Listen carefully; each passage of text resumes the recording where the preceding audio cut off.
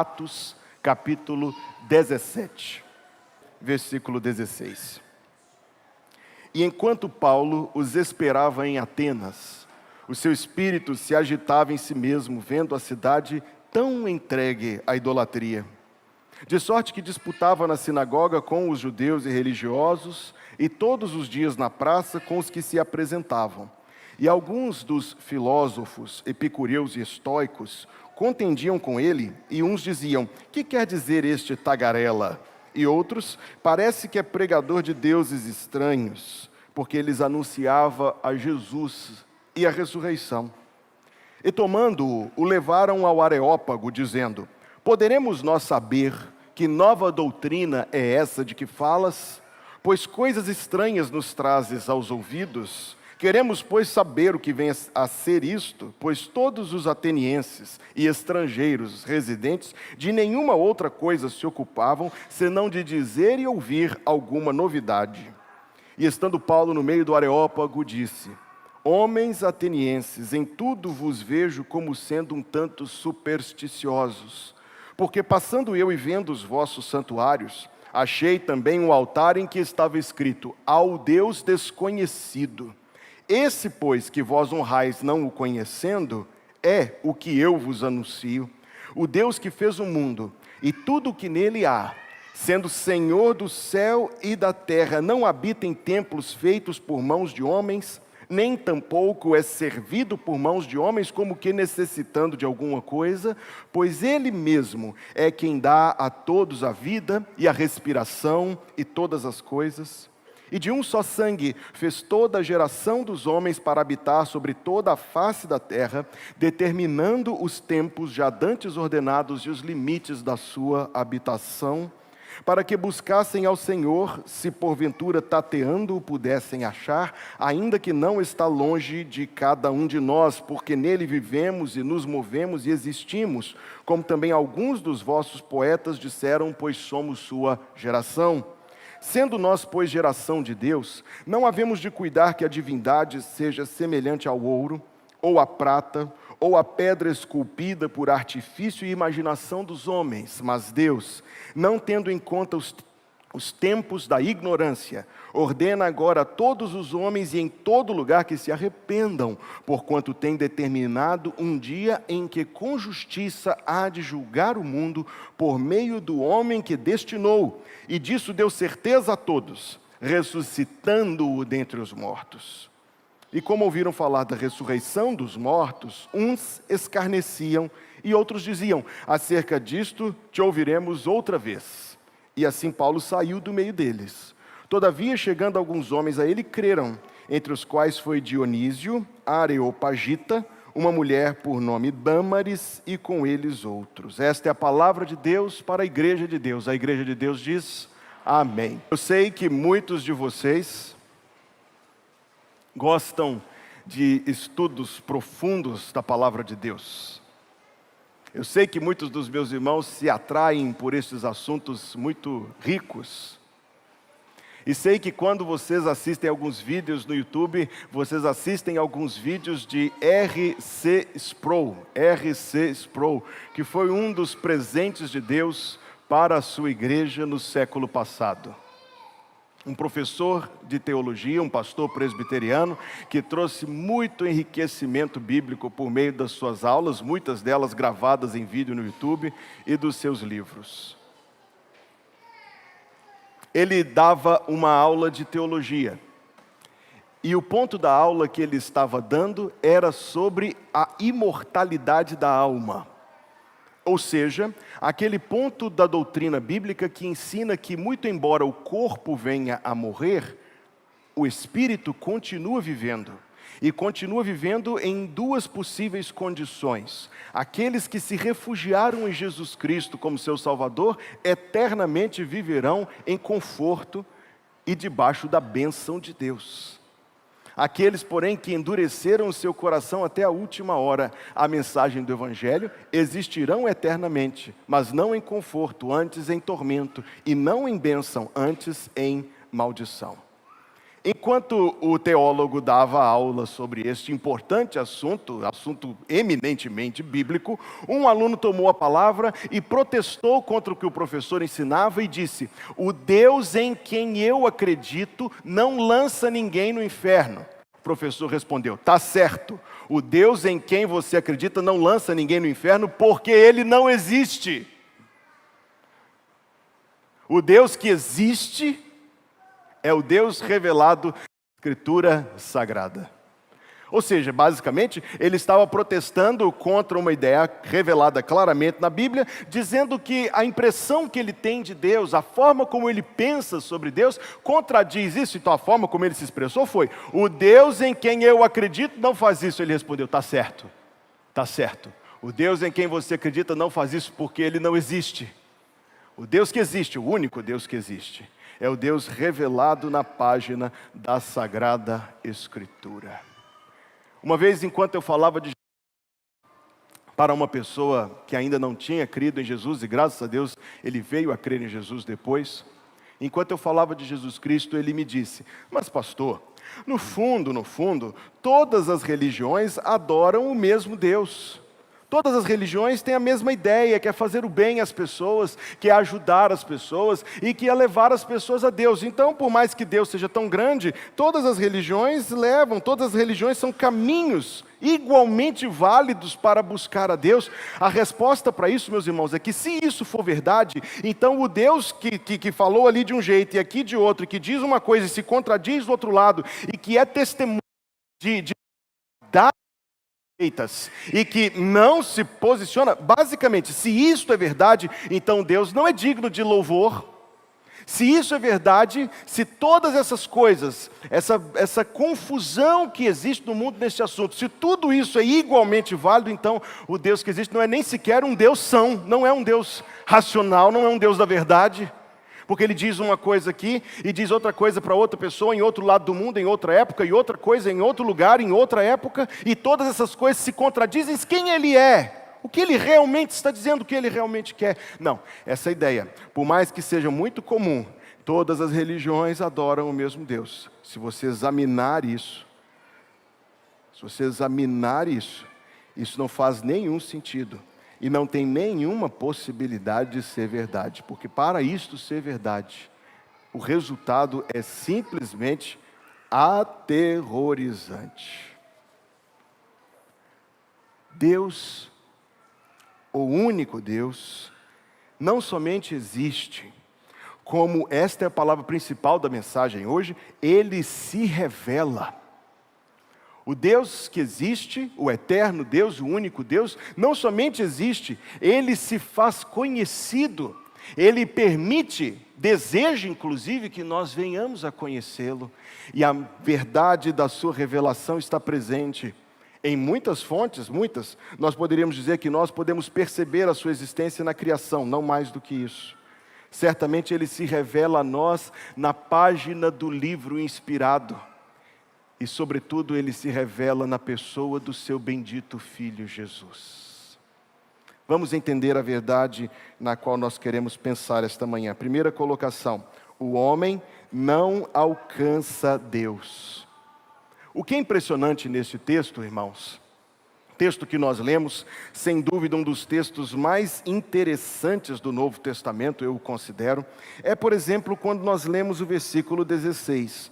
Enquanto Paulo os esperava em Atenas, o seu espírito se agitava em si mesmo, vendo a cidade tão entregue à idolatria. O versículo 18 diz, parece que Paulo é pregador de deuses estranhos. Versículo 20, eles falam, ouvindo falar de Jesus, da ressurreição, coisas estranhas nos trazes aos ouvidos. Ora, irmão, o que a gente precisa saber para entender o peso destas palavras é que não havia lugar mais avançado no mundo. Não havia sociedade mais sofisticada e desenvolvida no mundo. Atenas, meus queridos, tinha tudo. Atenas tinha tudo. Atenas tinha, e é incrível quando se descobre as coisas que existiam no mundo antigo, Atenas tinha sistema bancário. Atenas tinha rotas de correio. Atenas tinha água encanada e quente. Você acredita nisso?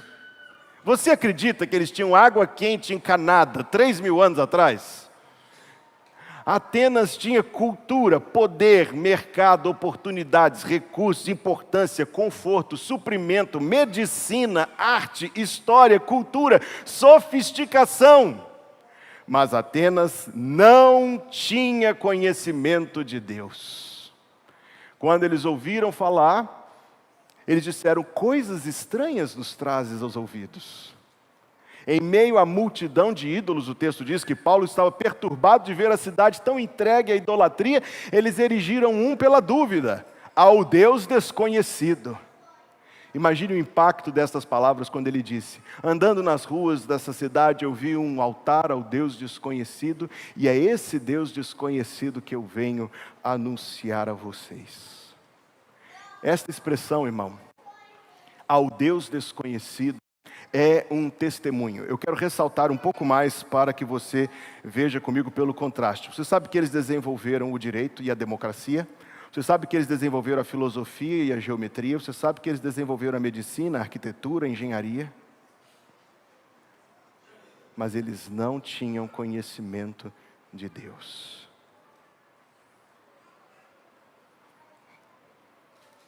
Igualmente hoje, permita eu fazer uma colocação sobre isto.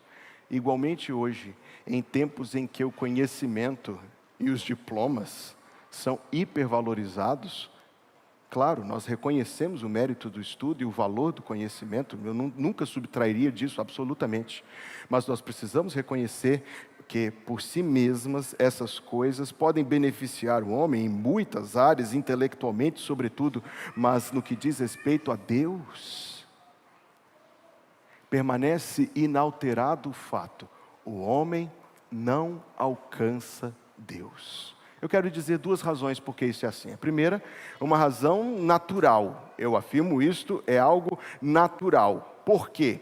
Porque como poderia o homem, quer dizer, a pequena criatura, estar ao alcance e ter condições de compreender o seu imenso Criador? É óbvio que nós estamos falando de algo que é naturalmente impossível. É naturalmente impossível, e a Bíblia mostra quem conheceu a mente do nosso Senhor, quem foi o seu conselheiro. Deus é grande demais, faz comparar com qualquer formiguinha que anda pela sua casa. Imagina uma minúscula formiguinha, aquelas pequenininhas. E se aquela formiguinha tentasse questionar quem você é, se aquela formiguinha tentasse entender os seus pensamentos, aliás, conta-se que havia 2 formiguinhas no deserto, vendo passar a linha férrea, e as formiguinhas conversavam entre si. Isso é uma absoluta comparação, é claro. 2 formiguinhas que conversavam entre si, e uma delas dizia: você sabe que dizem que existe sobre essa linha férrea um trem que é governado por um maquinista? E que esse maquinista, ele obedece a uma organização muito complexa que coordena de onde vêm os trens do país inteiro e para onde eles vão, um escritório central que determina. A formiguinha, muito indignada, disse assim: pois eu desafio. Se esse maquinista existe, eu o desafio a aparecer aqui agora e pisar em mim. Não aconteceu nada. Ela disse: está vendo? Eu falei que não existia. Não é assim que o homem questiona Deus? Não é assim que o homem protesta contra Deus? Queridos, vamos tentar pegar algo sobre magnitude aqui. Quão pequenos nós somos, quão grande Deus é. O eterno Deus é grande, infinitamente grande, razão pela qual é naturalmente impossível que nós o alcancemos. Mas não fosse somente isso, nós ainda nos deparamos com uma outra realidade, muito mais grave inclusive, muito mais limitadora. O eterno Deus é grande e por causa disso, uma vez que Ele é infinito e nós finitos, é impossível nós o alcançarmos. Mas há, eu digo novamente, uma segunda realidade muito mais severa. É a realidade de Romanos capítulo 3, versículo 23. Porque todos pecaram e destituídos estão da glória de Deus. Todos pecaram, isso inclui cada um de nós. E destituídos, separados, removidos, postos à distância estão da glória de Deus, por causa da nossa natureza pecaminosa, mais do que de nossa condição natural. Nós não podemos alcançar o eterno Deus, porque o eterno Deus é um Deus de luz, é um Deus de santidade, é um Deus de tremenda glória. E vem o homem aventureiro, leviano, tentando pela sua própria limitada cabeça, é igualzinho a formiguinha na beira da estrada, questionar o eterno Deus e dizer: não, eu entendo, eu sei tudo sobre Deus, eu sei exatamente o que Deus pensa. É um atrevimento, é uma aleivosia. Desista, homem, desista. Mas Deus vem ao homem. O homem não alcança Deus, mas em segundo lugar, Deus vem ao homem. Vamos notar aqui recapitular, relembrar a história da Bíblia se abrindo diante de nós nesse sentido. Deus veio ao encontro de Abrão em Ur dos Caldeus. Está lá no texto de Atos 7, que nós conhecemos muito bem, o texto que diz: homens, irmãos e pais, ouvi. Note, preste atenção, são as palavras de Estevão. O Deus da glória apareceu. Pega essa palavra, marque essa palavra é muito importante. O Deus da glória apareceu a nosso pai Abrão, estando ele ainda em Ur dos Caldeus. Sabe que outro texto bíblico, em Josué capítulo 24, versículo 2, diz que Abraão era um adorador de ídolos. Veja o que o texto diz: além do rio, são palavras de Josué, tá? Habitaram antigamente vossos pais, Terá, pai de Abraão e Naor, e serviram, Josué 24, 2, você anotou aí? E serviram a outros deuses. Então sim, deuses. Abraão não era um cara que rejeitava os ídolos e que pensava assim: não, essas coisas são falsas, eu estou buscando o verdadeiro Deus. Onde está o verdadeiro Deus? Ele adorava outros deuses, e o texto diz: o Deus da glória apareceu a nosso pai Abraão. Eu estou pregando em Gênesis, eu estou no capítulo 2 hoje à noite, e eu espero chegar ao capítulo 12 em algum momento antes do arrebatamento. Em devido tempo, chegaremos lá para compreender esta passagem, mas antes disso, o Deus da glória apareceu. Esta palavra quer dizer, ele se revelou, ele se descortinou, ele veio, iniciativa dele, pela bondade dele, pela graça dele, conforme os planos dele, o desejo dele de ser conhecido. Não havia nada que Abraão pudesse fazer, principalmente não havia nada que Abraão quisesse fazer, porque ele estava beijando as estátuas. Não havia nada que ele pudesse fazer ou que ele quisesse fazer para fazer isso acontecer. Foi Deus que veio ao encontro dele. Eu preguei muito sobre a Bíblia domingo passado, mas a verdade principal que conecta a mensagem do domingo passado com a de hoje é a seguinte: Deus se revela. Essa revelação não acontece assim quando nós estamos arroubados de sentimentos, tomados de sentimentos, quando nós estamos assim em uma espécie de transe catártico. Essa revelação de Deus não acontece por meio de sonhos ou da palavra de alguém que vem no nosso ouvido e cochicha alguma coisa, etc e tal. Não, a revelação de Deus está na sua palavra bendita, e o povo de Deus diz amém. A revelação de Deus está na palavra dele para nós, amém. Deus se faz conhecer, Deus se manifesta. Deus, amados irmãos, aprecie este fato. Deus permite e deseja que nós o conheçamos. Se Ele não quisesse, e se Ele não permitisse, nós nunca saberíamos nada sobre quem Ele é. Nada.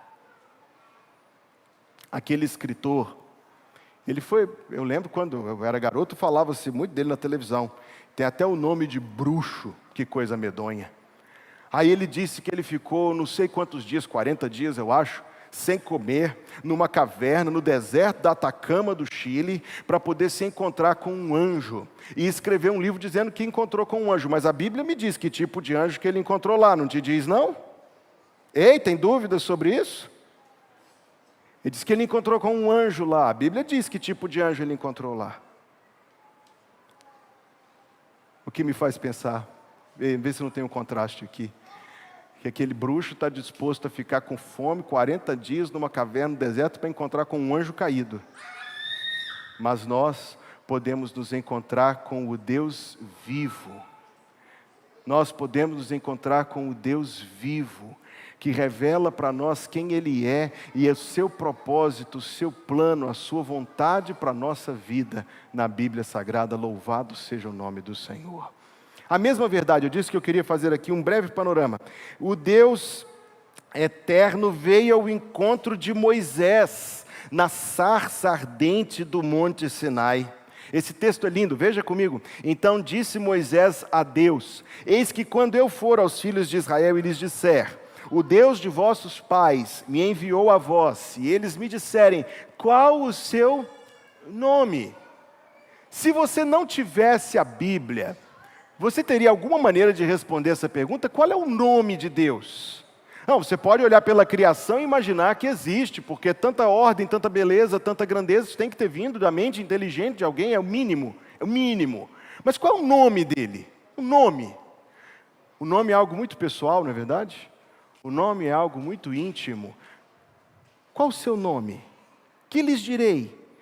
E disse Deus a Moisés: eu sou o que sou. Disse mais: assim dirás aos filhos de Israel: eu sou, me enviou a vós. Eu disse que o nome é algo íntimo. Ser chamado pelo nome, ser tratado pelo nome. O nome de Deus. Deus não nos revela o nome dEle por mera trivialidade, apenas para que mais uma informação seja acrescentada às muitas informações que conhecemos. Deus nos revela o nome dEle como uma manifestação da sua boa vontade em que tenhamos comunhão com Ele. Em que tenhamos comunhão com Ele. Veremos mais. Deus veio ao encontro dos profetas, Deus veio ao encontro dos juízes de Davi e dos profetas. É a continuidade da revelação bíblica. Deus veio ao encontro dos juízes de Davi e dos profetas. Deus veio ao mundo em Jesus, o Verbo que se fez carne. Deus veio ao mundo em Jesus, o Verbo que se fez carne. O Verbo se fez carne e habitou entre nós, e vimos a sua glória como a glória do unigênito do Pai, cheio de graça e de verdade. Deus vem a nós, em número 5, no Espírito Santo, dado no milagre de Pentecostes. Primeira colocação da mensagem da manhã, você que está tomando notas. O homem não alcança Deus, nem naturalmente, nem espiritualmente. Segunda colocação, mas Deus vem ao encontro do homem. Deus se revelou a Abraão, Deus revelou o nome dele a Moisés, Deus continuou falando durante o tempo do Antigo Testamento, por meio dos profetas. Deus veio ao mundo pessoalmente em Jesus. Não, o homem não alcança Deus, é Deus que vem ao homem. É Deus que bondosamente, amorosamente e graciosamente vem ao homem. E Deus ainda permanece conosco, Deus permanece conosco no Espírito Santo que foi dado no dia de Pentecostes. Alguém traduziu isso sobre a Trindade da seguinte maneira, Romanos 8:31, se Deus é por nós, Deus o Pai é Deus por nós. Deus o Filho é Emanuel, Emanuel significa? Deus o Pai é Deus por nós, Deus o Filho é Deus conosco, Deus o Espírito Santo é Deus em nós. Em nós. O Espírito Santo habita em cada pessoa que crê em Jesus como seu Salvador. No instante da fé salvadora, o Espírito Santo é dado como o penhor da salvação. Não é o homem que alcança Deus, é Deus que vem até nós. A terceira colocação da mensagem. Deus, eu fiquei até pensando como eu deveria me expressar. Número 6, Deus se revelou nos evangelhos e nas cartas dos apóstolos. Eu me confundi aqui, desculpe. Número 6, virando a página do seu resumo, Deus se revelou nos evangelhos e nas cartas dos apóstolos. Número 7, a mensagem da Bíblia pode ser resumida assim: Deus vindo ao nosso encontro, revelando-nos quem Ele é, perdoando nossos pecados, permitindo-nos conhecê-lo e até mesmo ter comunhão com Ele. Passo a terceira mensagem. Eu fiquei pensando como eu deveria fraseá-la. Eu pensei em colocar: Deus permite que o conheçamos. Depois eu apaguei, você escreveu rápido demais. Aí eu apaguei e disse: Deus quer que o conheçamos. Espere. Depois eu apaguei e disse: Deus ama que o conheçamos. Deus permite que o conheçamos. Deus quer que o conheçamos, mas mais do que isso, não é algo indiferente, não é uma permissão genérica. Deus ama que o conheçamos. Deus não apenas revela o que Ele quer, não. Deus revela quem Ele é. Medite comigo um minuto nisso. Deus optou por não nos deixar no escuro. Tendo optado por não nos deixar no escuro, é uma opção dele, Deus revelou não apenas as regras do jogo, quer dizer, as condições para sermos abençoados. Se vocês não cantarem bem, eu não mando chuva. Como nós cantamos bem, tem chovido a beça. Não, não é assim que funciona. Deus poderia ter criado um universo onde a gente existia por um tempo, morria e acabou-se. Acabou-se. Não, Deus dá às nossas almas imortalidade. Ou seja, a intenção total, desde o início até ao fim, é que nós o conheçamos, é que nós saibamos quem Ele é. Deus deseja ter comunhão conosco. O grande exemplo, eu coloquei só 3 versículos aí, de não sei quantos eu poderia ter colocado. E eu, pessoa 1, rogarei ao Pai, pessoa 2, e Ele vos dará outro Consolador, pessoa 3, para que fique convosco para sempre. Olha o 2º versículo.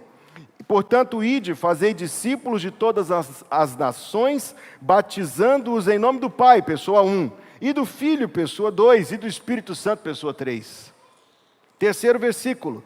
E sendo Jesus, pessoa 1, batizado, subiu logo da água, e eis que se lhe abriram os céus e viu o Espírito de Deus, pessoa 2, descendo como pomba e vindo sobre ele, eis uma voz do céu me dizia, pessoa 3, este é o meu Filho amado, em quem me comprazo. Eu citei 3, como eu disse, há dúzias de versículos. A bênção apostólica que Paulo escreveu em 2 Coríntios 13, o amor de Deus o Pai, a graça do Senhor Jesus Cristo, a consolação do Espírito Santo, 1, 2, 3, são os versículos que são chamados de versículos trinitários. São versículos que nos revelam essa gloriosa e misteriosa doutrina.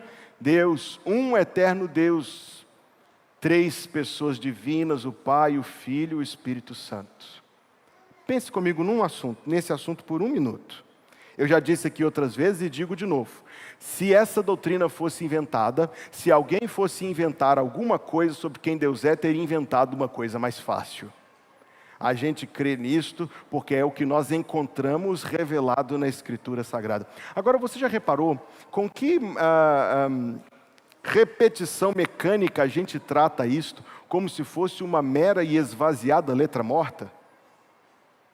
É uma coisa que todo mundo sabe, não é verdade? Que relevância tem repetir isso? Todo mundo já sabe, esse assunto já está resolvido, não acrescenta nada. Acrescenta uma coisa, pelo menos uma.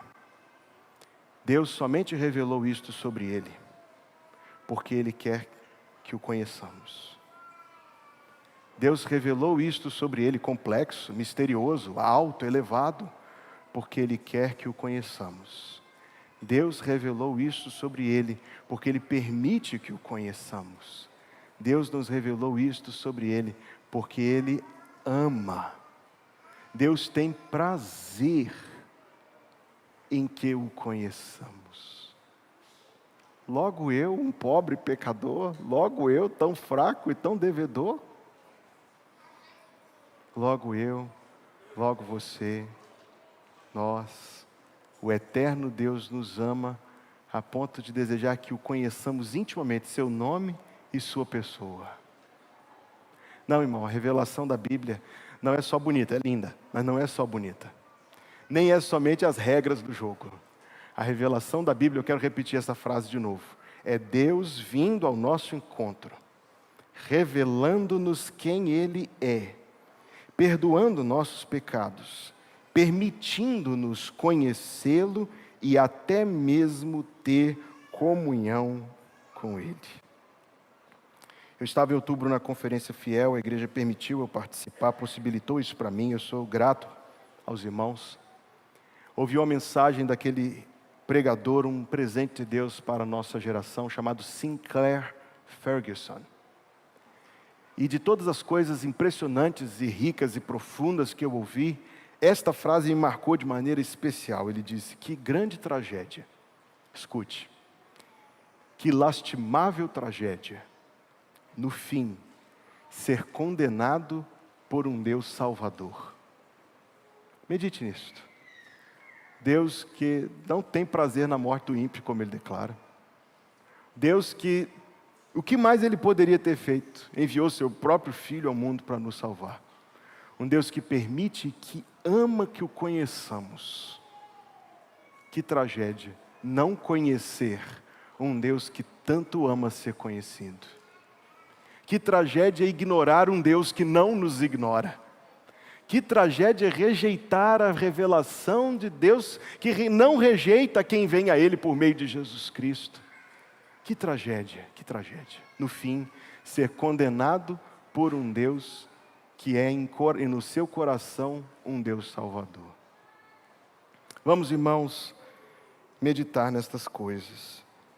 Nós temos domingo após domingo, desde o começo do ano, pregado na declaração doutrinária, a confissão de fé de nossa igreja. É por isso que o final da mensagem tem, como fizemos domingo passado, a pergunta que eu lhes farei e a resposta que nós juntos diremos. Eu convido a congregação a se colocar em pé, eu lhes farei uma solene pergunta e juntos nós declararemos o que cremos sobre Deus.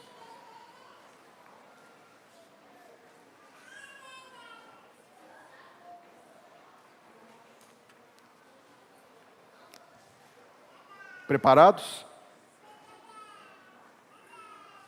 Igreja, o que você crê sobre Deus? O único Deus vivo e verdadeiro, é Espírito pessoal, eterno, infinito e imutável. É onipotente, onisciente e onipresente. É perfeito em santidade, justiça, verdade e amor. Ele é o Criador, sustentador, Redentor, juiz e Senhor da história e do universo, que governa pelo seu poder, dispondo de todas as coisas de acordo com o seu eterno propósito e graça. Deus é infinito em santidade e em todas as demais perfeições. Por isso, a Ele devemos todo o amor, culto e obediência. Em sua triunidade, o eterno Deus se revela como Pai, Filho e Espírito Santo, pessoas distintas, sem divisão em sua essência. E novamente dizemos: amém. Amém.